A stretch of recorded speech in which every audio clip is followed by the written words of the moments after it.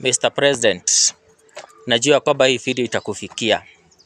Kuna kesi imekuwa ikitrend sana ya msichana anaitwa Margaret Nduta ambaye alipatikana na drugs za cocaine kule Vietnam. Na sasa alihukumiwa kifo ambacho kilisemekana kitafanyika date 16. Ni jambo la kuhuzunisha sana, lakini najua kwamba president, you can interfere.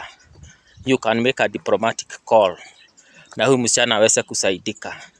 Tunakuomba President ingilia kati, Foreign Affairs Minister ingilia kati, maisha ya huyu msichana iweze kuwa sawa.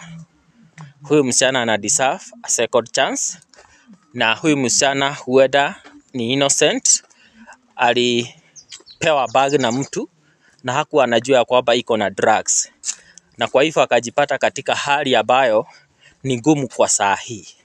Naomba President, naomba ya kwamba uingilie kati, huyu msichana aweze kuishi tena. It is possible.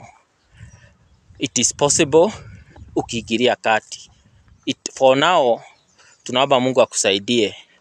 The government of Kenya, ingilieni kati, huyu msichana maisha yake iweze kupatikana ikiwa sawa.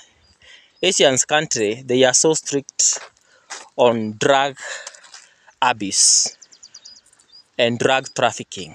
But tunaomba ya kwamba President, wacha huyu mtoto arudi Kenya, aunganike na familia yake, na kama ako guilty akuje Kenya hukumiwe huku Kenya. I know it is possible.